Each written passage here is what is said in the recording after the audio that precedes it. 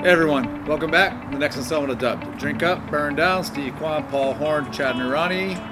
Today, another delicious cigar, another delicious drink in the housing market, right? This is really, we alluded to it in the last episode. Steve just bought a brand new place. We're celebrating today. Yep. We'll talk about a really good cigar and drink in just a second. But what does the housing market look like? Interest rates have more than doubled in the last 18 months. Housing market's come down a little bit, but what does that all mean for buyers, affordability? Should you be buying? Should you not be buying? We'll get into all of that fun stuff. But again, first and foremost, Quan, what are we smoking? Absolutely. Today we're going to celebrate a little bit, so I busted out my Cuban. It's a Partagas, number 4, Series D. Everything about this cigar, guys, is Cuban. The wrapper, the filler, the binder. And I'm already close to ending my foot third, and I'm telling you, it is fabulous. It's very, very mild. Foot third, and there's still a look at that ash. It's so perfectly rolled. It hits so smooth. The flavor is you can't beat this. This guy is speechless. Yeah. What the hell are you doing? I'm enjoying, dude. I am slow drawing. I am just enjoying every puff of this. I am taking my sweet ass time. Because it's not every day I get a great Cuban like this. We've done Cubans a few times, guys, and every time it's the same thing. There's a reason that they're the best, right? And there's a lot of other great cigars we've featured. We featured some cheap ones that were really good too, but nothing compares. beats them. Nothing compares to a Cuban. No, still to this day. Yeah. So, Paul, what are we drinking to go along with this Cuban? Little mixing of cultures here. We're going with a Japanese whiskey. Hibiki. It's the Harmony. It's about $100 a bottle. Extremely hard to find. I look for it every time I'm in the store. Never can find it. It is my favorite Japanese whiskey. I would put this up against almost any American bourbon or whiskey. I think it is just stellar. It's fantastic. Very light, floral notes. It's excellent. What do you think, Chad? I mean, I agree. I have a bottle of this at home at almost all times too, and it's delicious. I mean, we have a really good American craft spirits right next to us, and they pull in stuff from around the world. So fortunately, we're able to get it. But yeah, I mean, it's hard to beat, guys. From a Japanese whiskey perspective, it's we just did Hawaii and found a great whiskey there too. It's amazing how many good whiskeys are coming out from all over the world now. Yep. Right? Scotch is so popular. But at the end of the day, man, I would put this up against almost any Scotch I drink. And I'm I definitely favor Scotches. But I don't know, man. It's so smooth. It's smooth. They pair very, very well. They do. So if you're celebrating like I am, treat yourselves to something nice.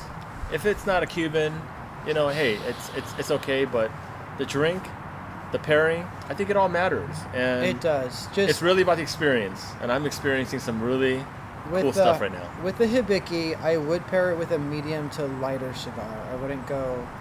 with last episode, we did a medium full, the full body cigar. I don't know that I would do that with Hibiki, but it goes great with sushi. It goes great with a Cuban, great with a lighter cigar. You're right. It is great with sushi. No kidding. I've had it several times with sushi. Yeah. Amazing. You don't even like sushi. Nope. That's another episode, but it's a whole episode on just that topic. Yeah. It's not worth it. So, let's get on the real topic, guys. So, Quan, you just bought a house. Why? What told you in this environment, interest rates around 7%, right, for a mortgage, and home prices over $1 million if you're going to buy the decent house? What gets you to say, I want to pull the trigger and upgrade my house now? Yeah, so I took the approach of buying more equity and buying value as opposed to having my monthly installment payments low, as what most consumers do, because I think I can just do that, when the interest rates are down. In California, I've experienced in the last 2.5 years when I've been looking around, I mean, people are just bidding for homes because the interest rates are so low. I didn't want to necessarily compete with that because you didn't get as much house and you didn't get much value, as much as when the interest rates, I've noticed when it rose, and I felt that the housing prices stabilized, and in fact it went down a little bit because there were less buyers. So I stopped competing with the people that were bidding for things because they were able to afford the monthly installment payments. I actually got a really good deal on the house. I paid 15% less than what it was at the height of the housing market, which was only about 6 months ago. And I was also able to negotiate some terms as well, which is unheard of in the market, because they bought houses as is and also without inspection, which I don't recommend doing. Yep. So for me, it was about getting equity right away, and also I didn't really mind based on higher interest rates because all that is write-offable for me anyways. Sure. Yep. It's interesting because housing affordability has gone to like an all-time low, or not an all-time, but it's gone low, because in the last year we've seen this kind of anomaly where home prices have risen and interest rates have risen. It's not a normal environment. Normally interest rates go up, home prices go down, interest rates go down, home prices go up. It's an inverse relationship. So it's very interesting. You know, I tapped out. I said, I'm out of the California market, because you got to keep in mind the definition of a millionaire in California is a homeowner. So I said, I'm good. I'm going to Phoenix. There, I'm waiting. The interesting thing about real estate, right, is it's all local. It's not like a stock, which is national and they all move at the same time. Housing is very localized. And in the Arizona market, the prices haven't come down the 15% that they have here. You know, they dropped much quicker here in Southern California, and it's amazing that you're able to get this kind of deal.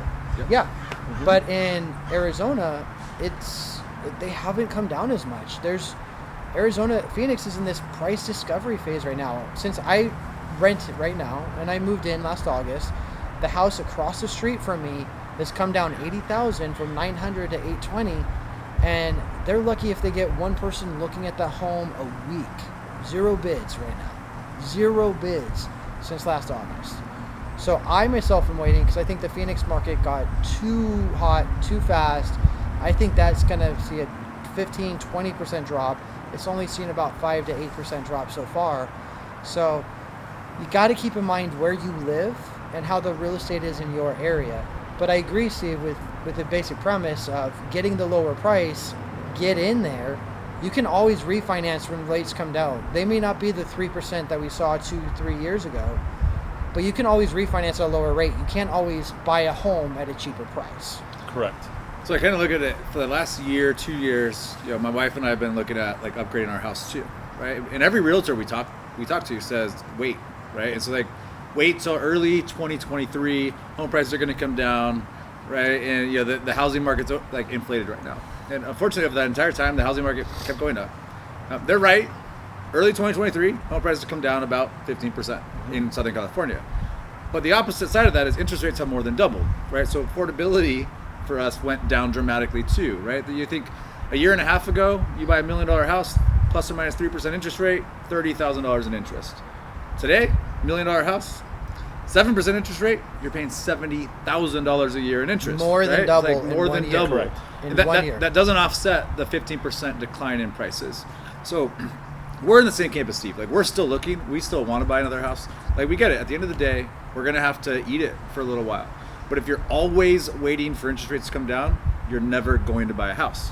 Because the moment interest rates start coming down, everybody jumps back into the market, and it's going to inflate the housing market again, because now affordability comes back for everybody. So we'd rather get into a house now, right, assuming we can afford it, and eventually refinance and get that lower payment. And the key is afford it. Don't put yourself in this position where your housing costs are 60% of your monthly expenses.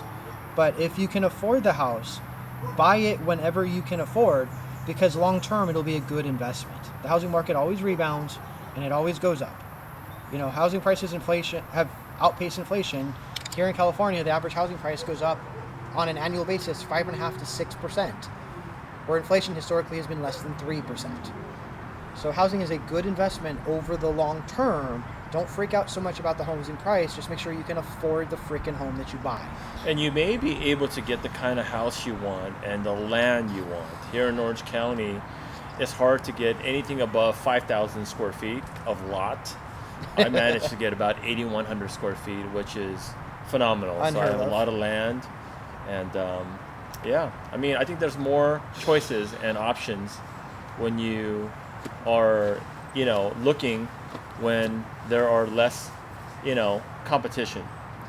Yeah, and again, just be you know, cognizant of your market. If you're in Texas, Tennessee, Florida, or Arizona, those things shot up like a rocket over the last 3 years and have the biggest price appreciation, so they should have the biggest drop. So if you're in those regions, maybe be a little bit more patient. If you're here in California, start thinking about pulling the trigger. Mm-hmm. So I guess, because again, we work in this industry, we got to do the disclosure again, right? We are both financial professionals. Nothing we've said today is meant to be investment advice or guidance. This is purely meant for informational and educational purposes. There's no guarantee when prices go up or interest rates go down or any of that kind of fun stuff, right? Do your own research, do your own due diligence. And again, like Paul just mentioned, make sure you can afford that house. All right, guys, should we call it? Absolutely. Let's call it, guys. Salud. Salud. Drink up. Burn down. Cheers. Can we convince Raquel the guest house should be a cigar lounge instead of a guest house? I can do whatever I want, guys. Throw in a nice no filtration permission. system. Throw in a nice Put me on filtration blast. system there.